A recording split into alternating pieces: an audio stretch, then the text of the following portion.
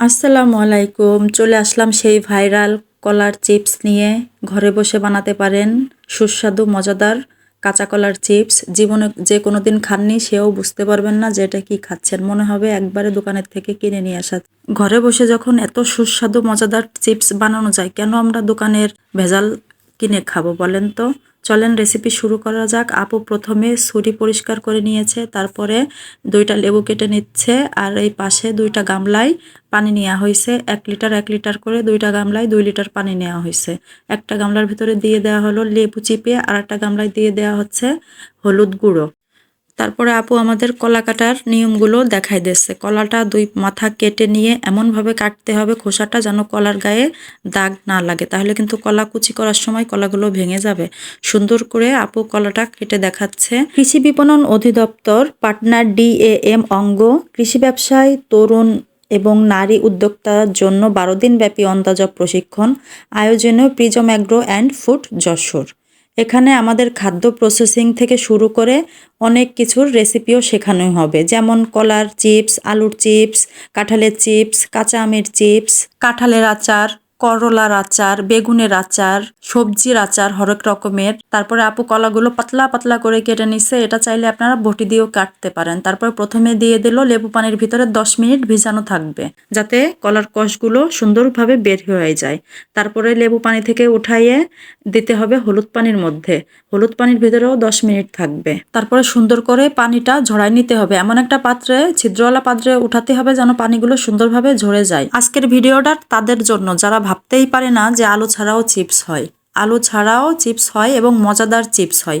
এত সুন্দর চিপস যখন বাসাতেই তৈরি করা যায়, কেন আমরা বাচ্চাদের দোকান থেকে বিষ কিনে খাওয়াবো বলেন তো? এই ট্রেনিংটা যখন ফুড প্রসেসিংয়ের উপরে, আমাদের রেসিপি থেকে প্যাকেজিং পর্যন্ত সুন্দরভাবে শেখানো হবে। যেহেতু একজন উদ্যোক্তা হয়ে আপনি ঘরে বসে কিভাবে হোমমেড খাবার তৈরি করে সফলতা অর্জন করতে পারেন। আপু যেহেতু বিজনেস করে, আপুর মেশিনে ভেজে দেখাবে। আমরা যারা বাসায় থাকি আমরা বাসাতেই ভাজতে পারবো রেসিপি ফলো করে।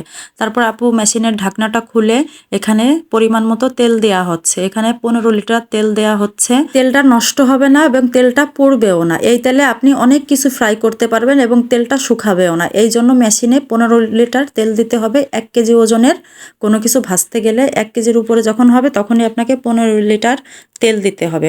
তারপরে আপু মেশিনগুলো স্টার্ট করে আমাদের দেখাচ্ছে কি করতে হবে। তেলটা 10 মিনিটের জন্য হিট হতে দেওয়া হয়েছে। তেলটা হিট হয়ে আসলেই আমরা এখানে ভাজা শুরু করে দেব।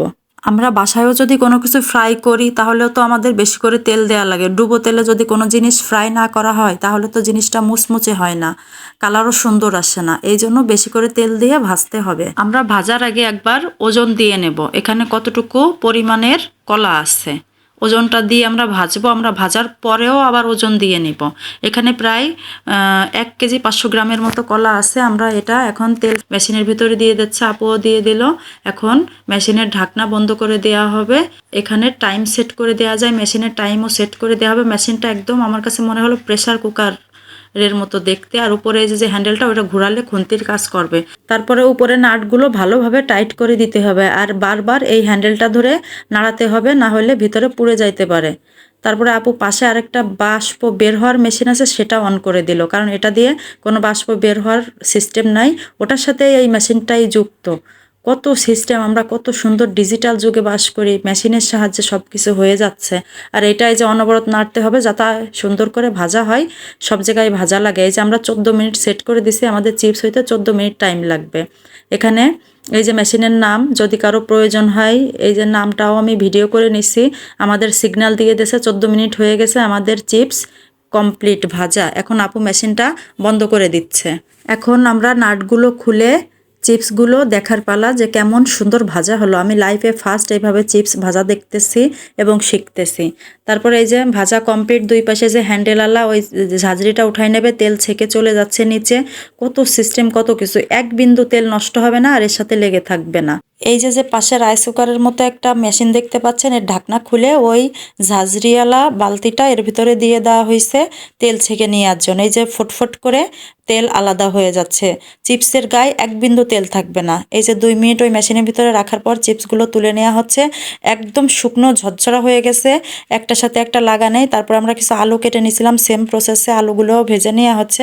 দেখেন তো চিপস কিভাবে গুঁড়ো গুঁড়ো হয়ে যাচ্ছে, মুসমুসে অসাধারণ স্বাদের চিপস, এত মজা হয়েছে খেতে। তারপর আমরা এখন মেপে নিব, প্রায় 600 গ্রাম চিপস হয়েছে, 1.5 কেজি ওজন ছিল ভাজার আগে। এখন আপু মেপে নিচ্ছে, এবার এর ভিতরে দিয়ে দিচ্ছে আপুর বানানো স্পেশাল ম্যাজিক মশলা।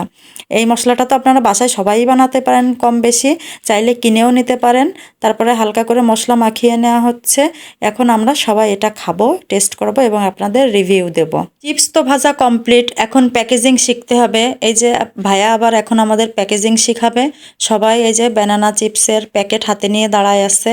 প্যাকেজিং প্লাস গ্যাস কিভাবে ভরা হয় চিপসের প্যাকেটের ভিতরে সেটা ভাইয়া আমাদের খুব ভালো করে শিখিয়ে দেবে, এবং কতটুক পরিমাণের চিপস আমরা প্যাকেটের ভিতরে ভরবো, তারপরে কিভাবে প্যাকেজিং করব, সবকিছুই ভাইয়া আমাদের এখন প্র্যাকটিক্যালে শিখিয়ে দিচ্ছে। আজকের ভিডিওটা কেমন লাগলো অবশ্যই জানাবেন। যদি আপনাদের আগ্রহ থাকে, এরপরে কলার চিপস তো দেখালাম, এরপরে দেখাবো বেগুনের আচার, করলার আচার, কাঁঠালের আচার, কাঁঠালের চিপস। যদি আপনাদের ভিডিও ভালো লাগে অবশ্যই কমেন্টে জানাবেন। এটা হচ্ছে আলুর চিপস, একদম দোকানে কিনা যে আলুর চিপসগুলো আছে সেম সেরকম হয়েছে, একদম বোঝাই যাচ্ছে না যে দোকানের নাকি বাসায় বানানো।